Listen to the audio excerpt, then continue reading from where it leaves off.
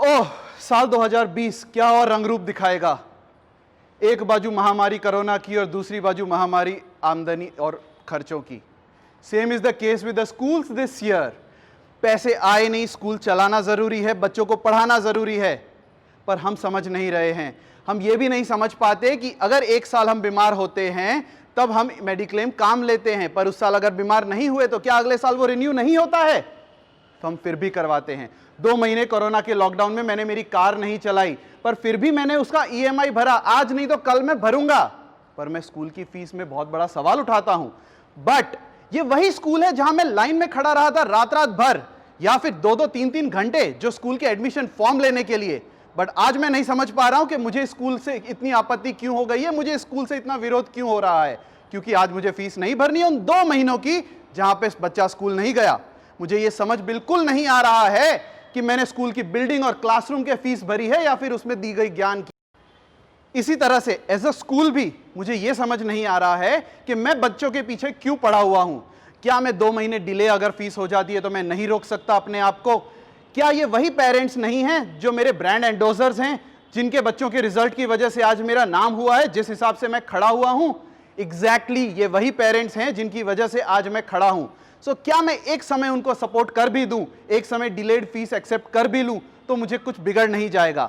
हमें एक दूसरे को किस तरह से हाथ में हाथ डाल के चलना है, that is something very important. Let me think it to a long term, let me give, क्योंकि एज अ स्कूल मुझे यह समझना पड़ेगा कि आज का पेरेंट बहुत ही जागरूक है। वो पेरेंट को हर चीज पता है, उसकी स्कूल में क्या दिया जा रहा है और पड़ोसी वाली स्कूल में क्या दिया जा रहा है। As a school let me take my basic clear, let me understand, जो दिया जाएगा सामने वही मिलेगा। इसलिए मुझे भी कुछ देना जरूरी है सामने अगर मैं फीस मांगता हूं तो। आइए देखते हैं इसमें क्या सोचता है एक स्कूल और क्या सोचता है एक पेरेंट, जहां एक को फीस नहीं भरनी है और दूसरे को स्कूल चलाने के लिए फीस चाहिए। ये दोनों की कश्मकश में किसकी होगी जीत, किसकी होगी हार? आइए इसका एक संवाद देखते हैं। सर मुझे यह बताइए कि मैं फीस क्यों भरूं? 3 महीने गए, अप्रैल गया, मई गया, जून गया, स्कूल स्टार्ट कहां हुई, आपने पढ़ाया कहां? एजुकेशन आप ही ने बताया था ओरिएंटेशन में, एड्यूस मीनिंग टू ब्रिंग आउट। क्या निकाला आपने बच्चों में से इन 3 महीनों में? क्यों भरूं मैं fees? I need the fees to run the show.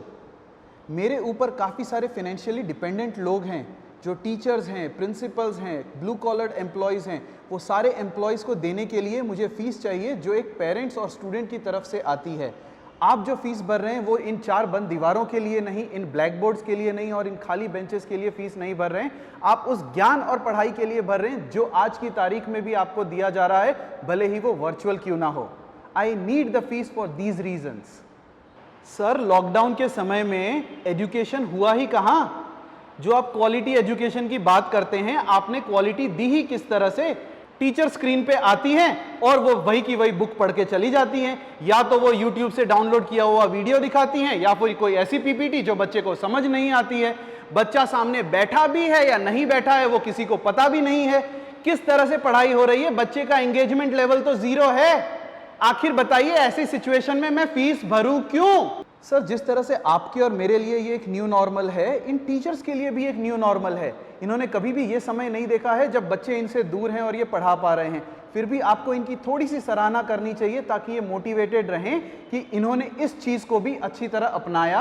आपके बच्चों को इन्होंने पर्सनलाइज्ड लर्निंग दिया और आपके बच्चों के मल्टीपल इंटेलिजेंस को किस तरह से ये विकसित करें उस पर ध्यान दे रहे हैं, सो दैट स्क्रीन के सामने कम समय बिताते हुए भी बच्चा अच्छी तरह ज्ञान अडॉप्ट कर सके। सर आपकी सारी बातें ठीक है, पर हर चीज के ऊपर एक चीज आती है, बच्चे ने पूरे लॉकडाउन पीरियड में या आपकी स्कूलिंग जो पूरी प्रक्रिया है उसमें सीखा क्या? आप मुझे इतना बता दीजिए कि बच्चा अगर कुछ लर्निंग कर रहा है, हम सारे पेरेंट्स फीस देने को तैयार हैं। बस इसे एक फीस हड़पने की तकनीक ना बनाएं और ये आप अपना मूल कर्तव्य समझ के बच्चे को पढ़ाएं। हम फीस देने के लिए बिल्कुल तैयार हो जाएंगे। Our aim is to nourish the learning habits in a child. पर हम आपको वो बच्चा प्रदान करना चाहते हैं जिस बच्चे को हम एक प्रॉपर शिक्षण दे सकें और जो बच्चा एक प्रॉपर नागरिक बन सके। Our main aim is not to complete the syllabus this year, we want the learning habits to be inculcated in every child, so that वो अगले साल जब आता है स्कूल में, या वो कोरोना सिचुएशन के बाद जब स्कूल में आता है, उसको पढ़ाई कोई नई जैसी चीज़ ना लगे। Secondly, parents, we request you, do not take us as a magic box and your teachers as magicians. We are behind you, we are with you, and we want you to stand with us. जिस तरह से हमने पूरे संवाद में देखा, न school सिर्फ पैसों के पीछे भाग रहा है, न पेरेंट पूरे शिक्षण प्रणाली को पैसों में तोल रहा है। दोनों की चिंता बच्चों के ऊपर है। एज अ स्कूल मुझे समझना पड़ेगा, कल को यही बच्चा एक शिक्षित एलुमनाई बन के मेरे यहाँ से निकलेगा। जब इस एलुमनाई की पहचान इस देश में, इस विश्व में होगी, तब मेरी ही स्कूल की ब्रांड इमेज बढ़ेगी, तब मेरी ही स्कूल जानी जाएगी कि ये बच्चा इस स्कूल से पढ़ा हुआ था। दूसरी तरफ अगर देखा जाए, पेरेंट्स, अ हम्बल रिक्वेस्ट, जिस तरह से हमने पूरे संवाद में अगेन देखा कि आपको पैसे भरने में दिक्कत नहीं है, आपको क्वालिटी एजुकेशन चाहिए। बाय चांस थोड़ी सी क्वालिटी मिस हो जा रही है, बट एक रिक्वेस्ट है, उसको जज ना करें, क्योंकि जो आपके बच्चों को स्क्रीन पे पढ़ा रही है वो भी एक माता है, जिसके बच्चे का समय वो छोड़ के आपके बच्चों के शिक्षा के पीछे पड़ी है। ये उन बच्चों को एक चेहरे पे स्माइल देना चाह रही है जिसकी वजह से उसके घर पे सैलरी आएगी।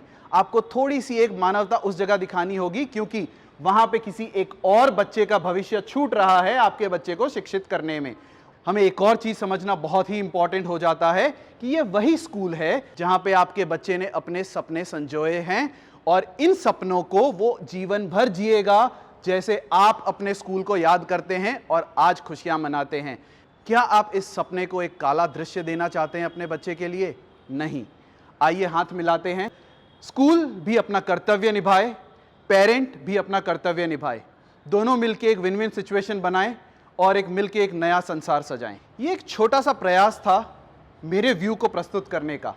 इस वीडियो को देखने के बाद आपके दिमाग में या आपके मन में क्या सवाल आता है, यहाँ पे कमेंट कीजिए, चैनल को सब्सक्राइब कीजिए, क्योंकि हम आने वाले वीडियोस में आप ही से लगते हुए, आप ही से जुड़ते हुए काफ़ी सारे ऐसे टॉपिक लेके आएंगे जो शिक्षण प्रणाली को और भी ज़्यादा मजबूत स्तंभ दे सके।